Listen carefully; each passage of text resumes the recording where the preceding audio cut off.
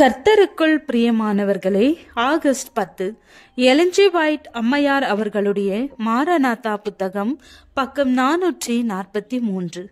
இன்றைய தியானத்திற்காக தெரிந்து கொள்ளப்பட்ட தலைப்பானது மனிதன் முற்றிலும் பரிசுத்தமாகும் நிலை.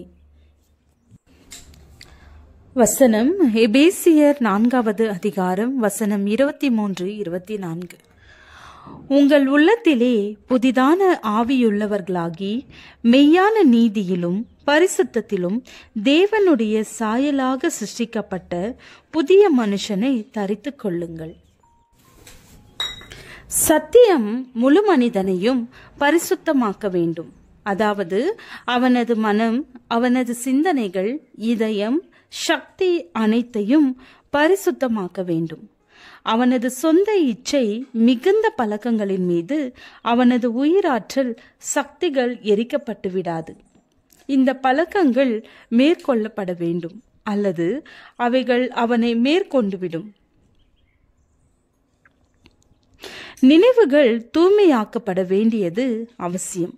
தங்களது உடலை எப்படி பேணி பராமரிக்கிறார்களோ அதே போன்று அவர்களது மனதின், இதயத்தின் ஆற்றல், சக்தி, தூய்மை ஆகியவைகளில் செயல்கள் அனைத்தும் சரியாக நடைபெறும்.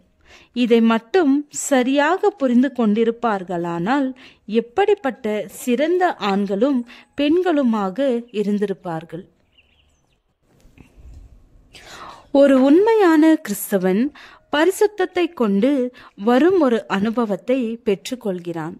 அவன் தமது மனசாட்சியில் குற்றத்தின் ஒரு கரையும் இன்றி அல்லது ஆன்மாவில் உள்ளார்ந்த கேடு இன்றி இருக்கிறான். தேவனுடைய பிரமாணத்தின் ஆவிக்குரிய தன்மை அதன் வரையறை செய்யப்பட்ட கொள்கைகளோடு அவனது வாழ்விற்குள் கொண்டு வரப்படுகிறது. சத்தியத்தின் வெளிச்சம் அவனது புரிந்து கொள்ளும் தன்மையை ஒளியால் நிரப்புகிறது. மீட்பருக்காக கொண்ட பூரண அன்பின் ஆர்வ பெருக்கானது அவனது ஆன்மாவிற்கும் தேவனுக்கும் இடையே குறுக்கிட்டிருக்கும். அந்த நச்சு நிறைந்த ஆவியை வெளியேற்றி தெளிவடைய செய்கிறது. தேவனுடைய சித்தம் அவனுடைய சித்தமாக, தூய்மையாக, உயர்த்தப்பட்டதாக, நயப்படுத்தப்பட்டதாக பரிசுத்தமாக்கப்படுகிறது. பரலோக வெளிச்சத்தை அவனது முகம் வெளிப்படுத்துகிறது. அவனது உடல் பரிசுத்த ஆவியானவர் தங்குவதற்கு தகுந்த ஆலயமாகிறது. அவனது குணத்தை பரிசுத்தம் அலங்கரிக்கிறது. தேவன் அவனோடு தொடர்பு கொள்ள முடியும், ஏனெனில் அவனது ஆன்மாவும் உடலும் தேவனோடு இசைந்திருக்கிறது. நமக்கு உடமையாக இருக்கிற அனைத்தின் மேலும், அதாவது நமது உள்ளம், ஆன்மா, உடல், ஆவி அனைத்தின் மீதும் அவருக்கு உரிமை இருக்கிறது என்பதை நாம் தெளிவாக புரிந்து கொள்ள வேண்டும் என்று தேவன் விரும்புகிறார். அவரால் நாம் படைக்கப்பட்டதாலும் மீட்கப்பட்டதாலும் நாம் அவருக்கு சொந்தமானவர்கள். நம்மை படைத்தவராக நமது முழு சேவையின் மீதும் அவர் உரிமை கோருகிறார். மேலும் ஒரு ஈடு இணையற்ற அன்பிற்கு உரிமை கோருகிறார். இந்த உலகில் நாம் வாழ்கின்ற ஒவ்வொரு கன நேரத்திலும் இந்த அவரது உரிமையை நன்றாக புரிந்தவர்களாக இருக்க வேண்டும்.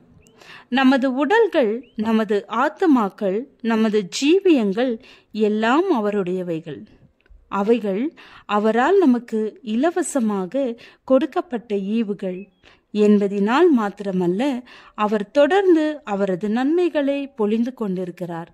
நமது செயல்படும் திறனை பயன்படுத்த நமக்கு சக்தி அளிக்கிறார். யோவான் 1:12 வாசிக்கும். தேவனுடைய குமாரர்களாக இருப்பவர்கள் கிறிஸ்துவை தங்களது குணங்களிலே காட்டுவார்கள். தேவகுமாரரின் எல்லையற்ற மென்மையான தன்மையோடும், பரிவோடும், அன்போடும், தூய்மையோடும் அவர்களது பணிகள் நடைபெறும். எவ்வளவிற்கு அதிகமாக முழுமையாக உள்ளமும் உடலும் பரிசுத்த ஆவியானவருக்கு ஒப்படைக்கப்படுகிறதோ அவ்வளவிற்கு அதிகமாக நாம் அவருக்கு அளிக்கும் அன்பு கொடைகளின் இனிமை இருக்கும். ஜெபம். பரிசுத்த ஆவியானவர் மூலம் தெய்வீக ஆறுதல் நம் உள்ளங்களிலும் இல்லங்களிலும் பெருகுவதாக. ஆமென்.